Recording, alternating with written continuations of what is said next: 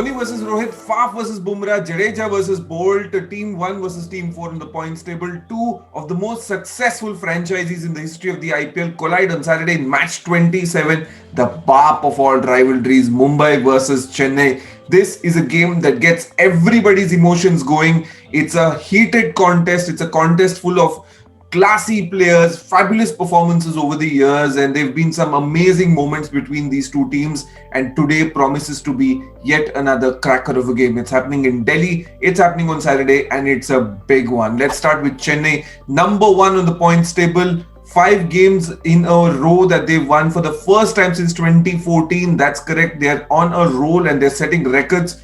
It's a fabulous team. It's a settled team. It's a confident team, and it just shows how well they've done by this one stat. They've made the least amount of changes to their 11s since the beginning of this tournament compared to any other team. They've made only 2 or 3 changes. That too only changes enforced by injury. When Moeen Ali was injured, Tahir came in, and that was that, in a couple of 1 or 2 changes here or there. But that's that. They understand what they're good at, and they go about executing their business. I'm putting in a video in the suggestion here that I made talking about what is making this team successful. So go ahead and click and sort of watch that video once you're done with this. But let's talk a little bit closer about Chennai, because it is a team that is close to everybody's heart. It's the darling of the IPL. Everybody wanted MS Dhoni to do well this season after last year's disappointment, and they've not disappointed this time around. There are 3 reasons why they have clicked this time around. I think the number one is the intent with the bat. The one thing we saw last year that was missing from Chennai is the fact that they were not aggressive from the very beginning. They played they relied heavily on their lower middle order to get the runs, but that did not happen last time around. But this time they've changed the whole thing around. The top order is taking ownership of setting the run rate at the very beginning. You're seeing the likes of Faf and Ruturaj and Moeen Ali. The promotion of Moeen Ali is the most important point there. MS Dhoni clearly giving a stroke maker the go-ahead ahead of Suresh Raina at times, keeping Raina to 4 and asking him to come in and play that anchor role, that backup role at the, if they lose early wickets. But the top 3 are entrusted with the responsibility of setting a good run rate from the very beginning, then promoting Jadeja and Karan as well. So they're averaging around 9 to 10 sixes a game, 190 odd runs that they're scoring every time they come out to bat, which is not the case with Mumbai Indians this time. We'll come to that a little later. But at this point of time, the aggressive intent with the bat is point number 1 as to why they're doing well. Point number 2 are fabulous cameo performances that the Chennai Super Kings players have executed in crunch situations. Think back to Moeen Ali's 3 for 7 in that game versus Punjab. Think back to his 46 in 31 balls as well. A couple of cameo performances towards the end of the Delhi game as well, which they lost. But towards the end, there were 3 batters batting at a strike rate of about 150. Think back to Jadeja's 37 runs in 1 over versus the purple cap holder in Harshal Patel in that RCB game. So there have been these cameo absolute blitzkrieg performances that have really taken the run rate forward, that have sort of pulled in wickets at the right time. And these little moves that MS has made getting these players in have done fabulously well. And the third most important point is that Faf and Deepak Chahar are giving fabulous starts at the top. Now add Ruturaj Gaikwad to that as well.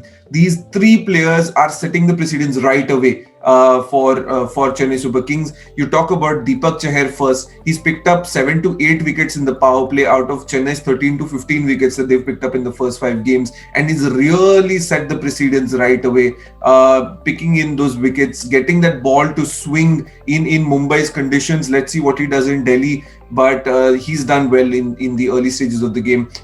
When you look at Faf and Ruturaj, they're turning out to be one of the best opening partnerships in the season. In the 2021 season, Faf, of course, been scoring a ton of runs in the top 3 run getters. Ruturaj now also joining the party. He's a handsome stroke maker, and also at the same time bats at a good strike rate. So these are the 3 key factors why Chennai have succeeded, and they're going to be a very difficult team to defeat in the time to come. What do they need to do to defeat Mumbai today? I think the number one thing that they need to do is get Rohit back to the pavilion right away and get Pollard and Hardik Pandya to come in as soon as possible in the middle. Those are the players that are out of form for Mumbai. while Rohit has found runs in the last few times that he's played versus Chennai. Quinton de Kock is now back in form as well after that match-winning performance in the previous game. So get the early batters back in the pavilion from a bowling perspective and get Kyron and Hardik to come in and apply pressure on those out of form batters, even though they are big hitters. And then from on the other side, when they're batting, I think they will look to target someone like a Jayant Yadav and a Krunal Pandya. So the spinners is who CSK will look to target from when they come out to bat. While when they're out to bowl, they want to get Pollard and Hardik in as soon as possible. I don't see CSK making a lot of changes to their 11. In fact, I don't see them making any changes to their 11. They won comprehensively in their previous game, top of the table. RCB losing yesterday as well, which means they have an opportunity to get a 2-point lead at the top, which could prove to be very, very crucial in the longer scheme of things. Dhoni and Chennai will know about that and they'll step out with intent. Let's talk about Mumbai now, because they are the defending champions, arguably one of the strongest T20 teams in the world. And this time around, they've had a slow start. They lost one game more than they would have wanted to in Chennai. They would have been okay with one defeat, but they lost, I think, one game extra. And that would sting them, but it's a team that has left that behind already. Wonderful performance versus Rajasthan in the previous game, restricted them to 170, chased it down with absolute ease. Krunal and Quinton de Kock doing a great job there. They left out Ishan Kishan in that game, got Nathan Coulter-Nile to boost that lower order batting and extra seam option. They could go in with the same, but Ishan has been an important player for them in the last few years. They could be tempted to get him back. But however, let's take a look at this team.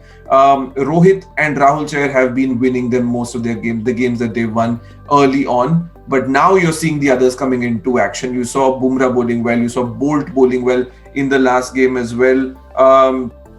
You saw Quinton de Kock back in the runs. Krunal Pandya promoted up the order, scored some runs as well. But now it's time for Pollard and Hardik to come back and sort of add to this team and give them that identity. Because at the end of the day, the 170 that they scored in their previous game was the highest amount of runs that they scored in an innings this IPL. All their runs otherwise have been below 150, which is not the Mumbai Indians we know, and they want to get back to that. And if you want to beat this CSK team, you have to be a team that scores a total which is 200 and above, or be willing or be able to chase a total of 200 and above. And those two players in Pollard and Hardik Pandya will be very important when you try and get close to a total like that. Very important game for Mumbai, because at the end of the day, the top three are sort of level on points, and it's important for Mumbai to go up from that 6 points to 8 points and sort of get closer to the top three, top four, and try and dislodge one of them in the time to come, because they want to finish in the top two. It gives them an advantage indeed, if not finish at the top of the table. At the end of the day, I think Jayant Yadav might sit out today.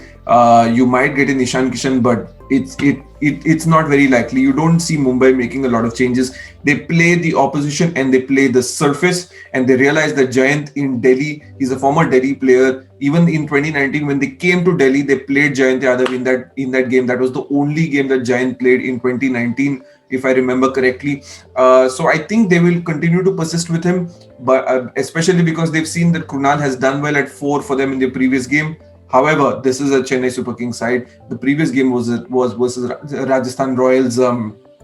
No disrespect to Rajasthan, but not as good an attack as Chennai Super Kings. They were well-rounded attack at the end of the day, to be very, very honest.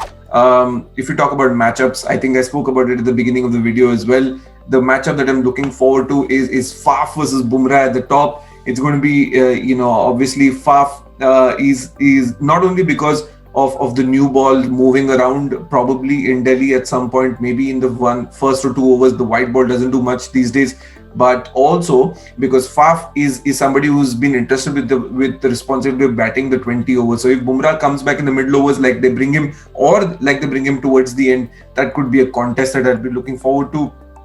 I'm looking forward to Jadeja versus Bolt. It's going to be a great contest. I think they get in Bolty to bowl towards the death. Nathan Coulter-Nile as well, maybe you can slip in there, but that is a contest that I'm really, really, really looking forward to. And the other one, of course, I think as and when Hardik comes out to bat, I would be interesting to see how he takes on the likes of Sam Curran and Jadeja, because Hardik has been out of form. The reason I'm picking Hardik here and not any other Mumbai batter is because this is an important game and it's important for Hardik to step up. You might even see him being promoted up the order.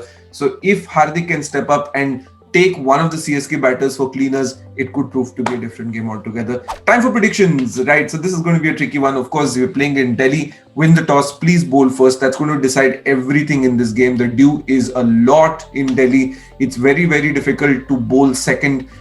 Teams have found it very hard, and batting teams have found it very easy to chase down totals. Think back to the previous games, and that's going to decide everything. I think at this point, with where the tournament is and where these two teams are, Chennai are looking like the stronger team. We've not said that about them in the last 2 years. Mumbai have been the stronger team in the last 2 years, but now I think Chennai are looking like they are back to their vintage self. And at this point, they're looking like the team that have the advantage, the slight advantage ahead of Mumbai. But Mumbai are now kicking into their groove as well. They are coming into that zone where they start winning games in the middle of the tournament. So it's going to be a close one.